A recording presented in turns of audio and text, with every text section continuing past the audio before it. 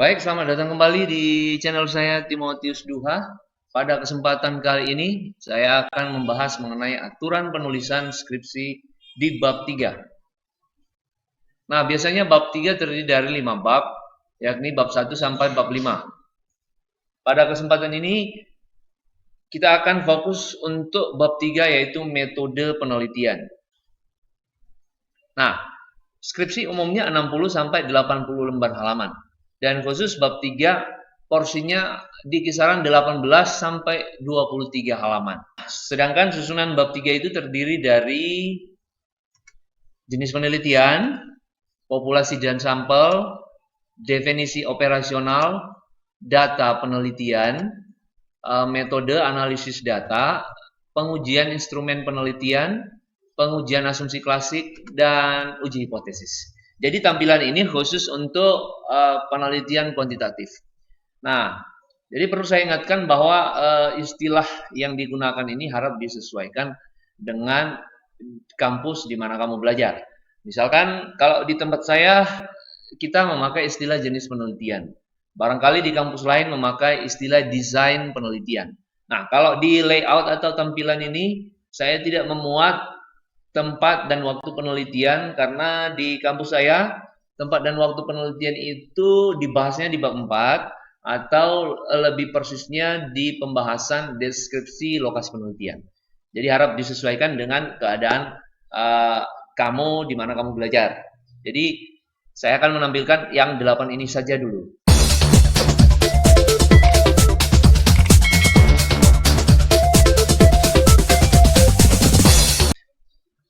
Nah, jenis penelitian itu bermacam-macam ya. Nah, ada berdasarkan tujuan penelitian murni dan penelitian terapan. Kemudian ada penelitian berdasarkan metode, ya, research and development. Ada penelitian evaluasi, ada penelitian sejarah, ada penelitian eksperimen, ada penelitian survei, dan ada yang lainnya. Kemudian ada yang berdasarkan metode tingkat eksplanasi. Misalkan kualitatif, kuantitatif, penelitian campuran, dan penelitian komparasi. Jadi kalian harus memikirkan kalian mau meneliti di jenis penelitian apa atau desain penelitian yang kalian gunakan itu seperti apa. Jadi kalian harus jelaskan. Oke. Nah, kemudian di bab 3 juga memuat mengenai populasi dan sampel. Nah, populasi adalah wilayah generalisasi yang terdiri atas objek, subjek yang mempunyai kualitas dan karakteristik tertentu yang ditetapkan oleh peneliti untuk dipelajari dan kemudian ditarik kesimpulannya. Ini pendapat dari Sugiono. Nah, kalau kita melihat dari pengertian ini, bahwa populasi itu tidak bisa dicomot sebagian, namun berdasarkan definisi yang ada di depan kita ini, harusnya seluruhnya apa yang ada di lokasi penelitian menjadi satu entitas yang terikat. Apakah itu manusia, apakah makhluk hidup lainnya, ataupun benda-benda yang ada di lokasi penelitian atau di satu ruang lingkup tertentu. Saya kasih contoh, satu kantor, satu pabrik, satu kota, satu kecamatan. Kemudian populasi merupakan sekumpulan entitas yang lengkap yang dapat terdiri atas orang, kejadian, atau benda yang memiliki sejumlah karakteristik yang umum. Saya pikir pengertian ini hampir sama ya dengan yang disampaikan oleh Sugiono. Selanjutnya, kalau sampel adalah bagian dari jumlah dan karakteristik tertentu yang dimiliki oleh populasi tersebut. Pengertian lain mengenai sampel adalah bagian dari populasi. Sampel terdiri atas beberapa anggota yang dipilih dari populasi. Nah, jadi sampel itu adalah bagian dari populasi. Dan kalau Anda mau meneliti di satu pabrik yang jumlah karyawannya 1.200, maka populasinya berjumlah 1.200 orang. Maka dari 1.200 orang itu kita akan memilih sebagian ya, jadi tidak semua. Nah, untuk populasi yang besar biasanya dilakukan teknik sampling atau penentuan siapa yang layak atau cocok dijadikan sampel.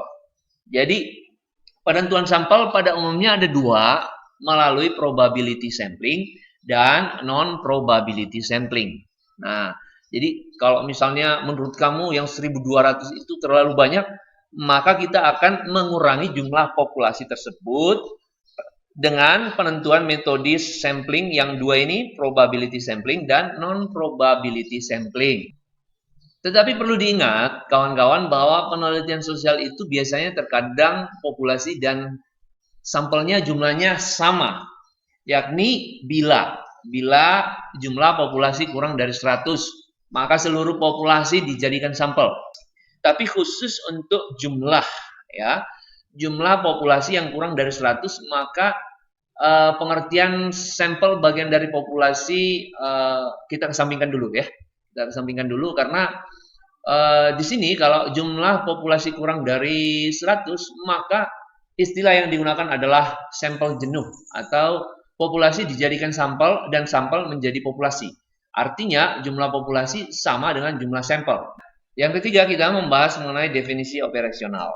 Nah, definisi operasional itu adalah menjelaskan pengertian yang tidak bersifat teoritis, namun lebih mengarah kepada pemahaman tentang pelaksanaan pada penelitian yang sedang atau akan dikerjakan.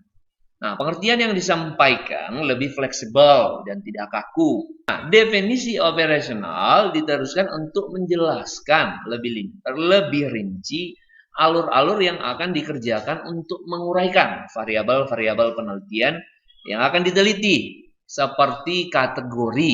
Nah, kategori untuk angket itu nanti apa, baik, cukup, kurang, dan seterusnya. Alat ukur yang digunakan, questionnaire, wawancara, skala ukur yang digunakan, ordinal, nominal, Likert, atau yang lain. Nah, penjelasan definisi operasional untuk memberikan penjelasan variabel yang akan diteliti melalui tampilan indikator. Jadi di definisi operasional ini silakan untuk variabel A indikatornya apa, variabel B indikatornya apa, variabel C indikatornya apa. Jadi silakan dibuat di situ. Nah, kemudian mengenai data penelitian, ya. Nah, yang pertama kita akan memuat jenis data. Nah, jenis datamu itu apa, ya? Jenis data itu bermacam-macam. Yang pertama berdasarkan skala pengukuran, yaitu ada data nominal, data ordinal, data interval, data rasio. Nah, kemudian data berdasarkan sumbernya, jenisnya adalah data primer, data sekunder. Nah, kemudian data berdasarkan sifatnya, ya, ada data kualitatif dan ada data kuantitatif. Jadi dari berbagai jenis data ini biasanya yang dipakai itu pada kebanyakan yaitu data berdasarkan sumbernya dan data berdasarkan sifatnya. Jadi gitu ya, mengenai data penelitian. Kemudian selain itu ada yang disebut dengan sumber data. Sumber data berasal dari observasi, wawancara, dokumen, kepustakaan, atau dari angket. Jadi pastikan sumber datamu dari mana. Kalau misalnya datanya mentah, ya pakai silakan angket, atau bisa memakai observasi, atau memakai wawancara, atau memakai apa, silakan ya. Disesuaikan dengan jenis penelitian yang kamu gunakan. Atau memakai dokumen kepustakaan atau wawancara untuk penelitian kualitatif. Silakan disesuaikan. Nah, kemudian metode analisis data, ya. Ini juga hal yang paling penting. Nah, metode analisis data merupakan tahapan utama dalam pelaksanaan penelitian. Jadi ini yang paling utama. Nah, metode analisis data dilakukan setelah data telah dicari melalui apa tadi? Melalui angket, melalui wawancara, melalui observasi, atau melalui apa? Kemudian data itu dihimpun, dikumpulkan, lalu disusun atau ditabulasikan, ya, atau dikelompokkan. Kalau dalam bentuk angka berarti kita melakukan tabulasi. Kalau dalam bentuk non angka kita lakukan pengelompokan. Jadi gitu ya. Nah, metode analisis data bertujuan untuk menjawab rumusan masalah dan memberi jawaban pasti dari hipotesis yang ditampilkan sebelumnya. Jadi ini khusus untuk penelitian kuantitatif. Jadi penelitian kuantitatif itu bertujuan untuk menjawab rumusan masalah dan memberi jawaban pasti dari hipotesis. Nah, manajemen data itu apa ya? Yang pertama adalah menetapkan indikator dari variabel, kemudian membuat butir-butir pernyataan atau pertanyaan per indikator, lalu membuat lembar angket satu set atau satu bundel per satu responden. Kemudian angketnya dibagi, lalu kemudian setelah responden menjawab, maka jawaban-jawaban responden dihimpun atau dikumpulkan atau meminta angketnya dikembalikan dari responden. Jadi itu manajemen data ya. Termasuk kalau misalkan untuk wawancara ya, bagaimana recordingnya atau rekamannya dicatat dan seterusnya. Nah, kalau coding itu adalah pengkodean. Data-data yang masuk dikode berdasarkan klasifikasi atau berdasarkan kelompok. Kelompok A, B, C, datamu A, B, C, D, dan seterusnya dibagi-bagi. Oke, kalau interpretasi data adalah pemahamanmu terhadap data-data yang sudah kamu terima, data-data yang sudah kamu miliki. Nah, kemudian kamu analisis, kamu pahami, didukung teori, lalu pemahamanmu mengenai data yang disampaikan itu silahkan sampaikan hasil analisismu. Nah, kemudian kalau masalah entry data adalah memasukkan jawaban responden ke dalam tabulasi. Nah, sementara untuk performa secara statistikal adalah itu olah data, lalu setelah data diolah menampilkan hasil penelitian, setelah hasil penelitian tampil menjelaskan hasil dari penelitian yang diperoleh dan membandingkan dengan kriteria. Jadi biasanya kalau penelitian kuantitatif itu uji A, uji B, uji C, uji D itu pasti ada kriterianya. Saya kasih contoh misalkan T hitung lebih besar dari T tabel, uji F kriterianya apa, F hitung lebih besar dari F tabel dan seterusnya. Nah, kita harus membandingkan dengan hasil penelitian kita yang akhirnya kita simpulkan. Dari hasil penelitian yang dibandingkan dengan kriteria, maka muncullah kesimpulan. Jadi itu adalah performa secara statistikal. Kemudian pembahasan yang keenam adalah pengujian instrumen penelitian. Nah, kalau pengujian instrumen penelitian ini ada dua biasanya. Yang pertama, validitas. Nah, validitas itu adalah pengujian untuk mengukur tingkat kemampuan satu instrumen. Nah, kemudian rumus yang biasa digunakan itu memakai korelasi product moment. Nah, kemudian kriterianya ada apa? Jika R hitung lebih besar dari R tabel, maka pengujian dinyatakan valid. Jika R hitung lebih kecil dari R tabel, maka pengujian tidak valid. Tujuannya adalah kesesuaian antara hasil alat ukur dan kemampuan yang akan diukur. Ya, kemudian pengujian instrumen penelitian berikutnya adalah reliabilitas. Ya, reliabilitas itu adalah pengujian yang dilakukan berulang-ulang untuk mengetahui sejauh mana seluruh butir-butir instrumen di satu variabel memberikan hasil konsisten. Nah, rumusnya biasanya memakai Cronbach alpha. Nah, kriterianya atau syaratnya adalah jika nilai Cronbach alpha lebih besar dari 0,60 maka dinyatakan pengujian reliable. Sementara jika nilai Cronbach alpha kurang dari 0,60 maka dinyatakan tidak reliable. Nah, kemudian ada yang disebut dengan pengujian asumsi klasik. Nah, asumsi klasik ini gunanya untuk apa? Untuk menguji apakah data yang akan diolah atau dianalisis atau diestimasi sebelumnya harus sehat atau layak atau tidak sehat atau berpenyakit. Jadi kita pastikan dulu kalau datanya sehat atau layak maka bisa diteruskan untuk pengujian statistik. Kalau datanya tidak sehat atau berpenyakit maka data-data atau jawaban-jawaban responden tidak boleh dilakukan uji statistik. Uji statistik kan ada dua tadi saya katakan, yaitu uji T dan uji F. Nah, bagaimana cara melakukan pengujian asumsi klasik? Ada beberapa metode ya. Nah, pengujian asumsi klasik ini ada 4 ya.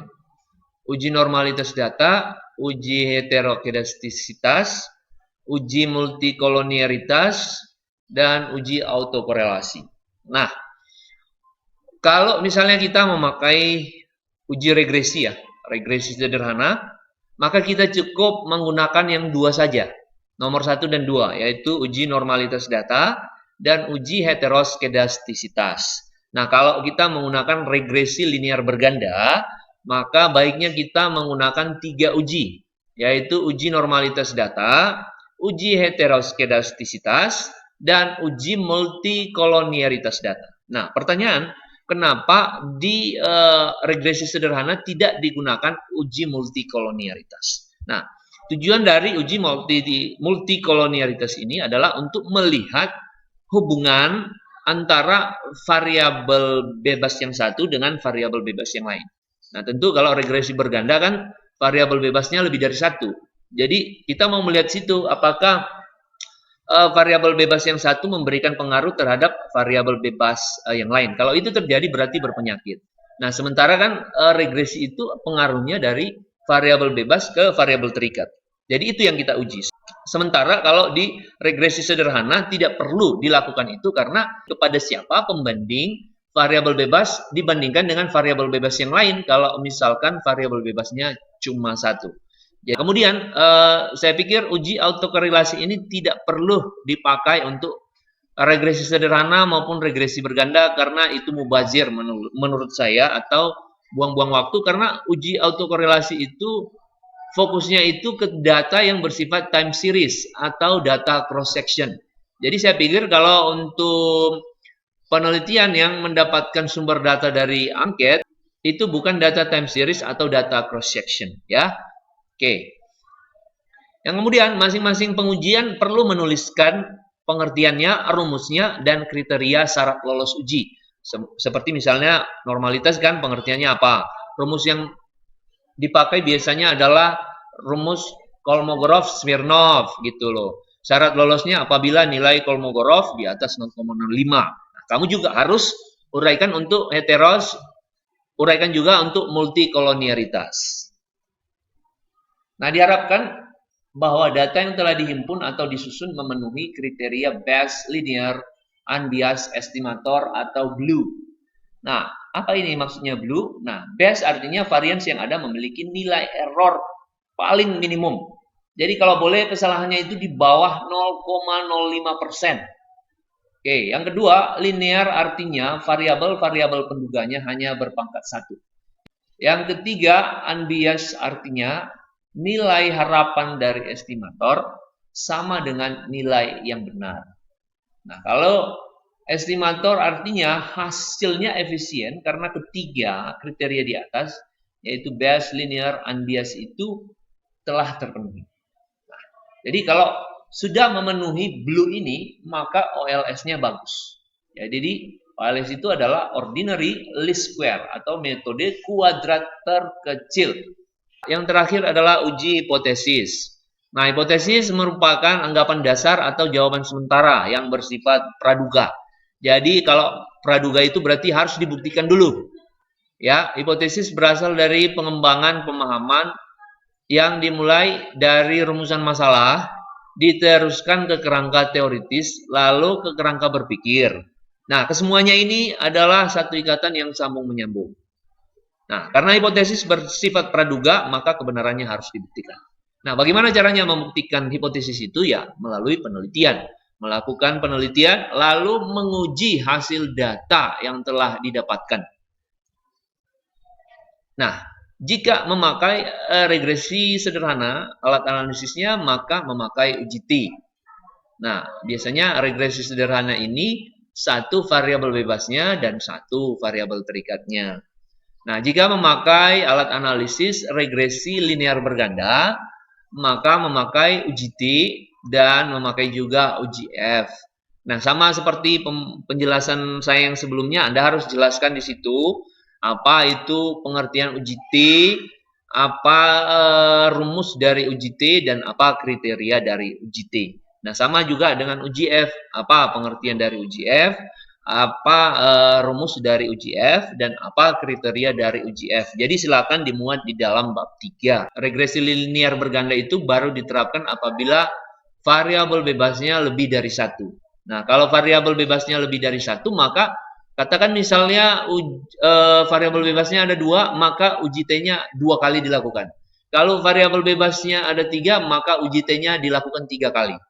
Nah, satu lagi adalah gabungan antara semua variabel bebas secara bersama diujikan ke variabel trikat.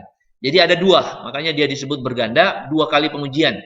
Nah, uji T dan uji F. Itu saja yang bisa saya sampaikan. Atas perhatian saya ucapkan terima kasih. Salam persahabatan.